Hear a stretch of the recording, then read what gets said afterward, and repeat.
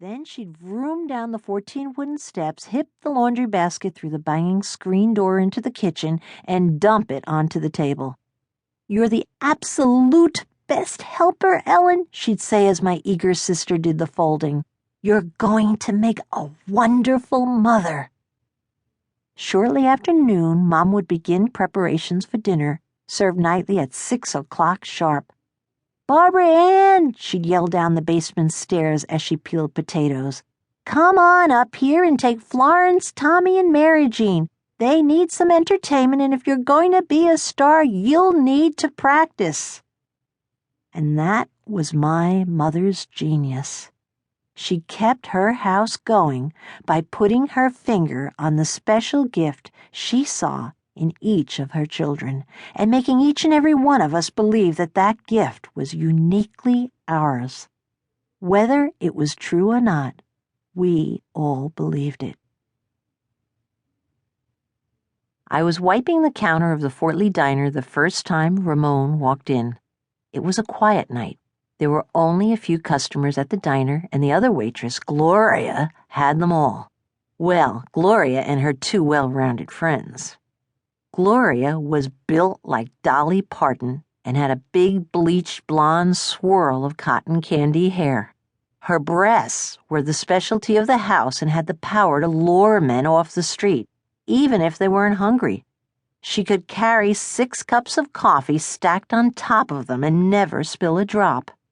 Gloria and her dynamic duo had put the Fort Lee diner on the map, and watching the twins bounce around the diner had become sport in Fort Lee. I was watching her work the front section, and in an effort to feel busy, I was wiping the barren Formica landscape in front of me with a soggy white rag. The double aluminum doors at the far end of the diner opened, and in walked my destiny. I knew he was there before I even looked up. With his dark skin and jet black hair, he was unlike the working-class customers who frequented the place. In his blue aviator shades, he was different, probably from a land far away, at least across the river, I figured. I had seen his crisp white collar and rich dark suit on only one other person in my 21 years, Irvin Rosenthal, the elderly owner of the Palisades amusement park. The park hovered atop the cliff above our house like a blinking, flashing, whirling spaceship. During the summers of my childhood, when Mr. Rosenthal drove down Undercliff Avenue in his black limousine, all the kids of Edgewater ran up to his car like chickens to the feet of a farmer's wife, each of us hoping to get more than our fair share of free ride tickets. In his finery, Mr. Rosenthal was like a king. We all knew he was rich. Besides the fact he owned the amusement park, he just smelled different than all of us river rats. Ramon smelled different too, I decided, even from across the room and over the thick aroma of frying bacon and eggs. Instead of asking to sit at Gloria's station, he looked at the manager and, with a quick lift of his chin, pointed toward me, the young innocent behind the other counter. He walked across the diner, strutting like a pigeon. My eyes met his blue aviator shades. Finally, I thought, as he took a seat at the second stool, an interesting customer.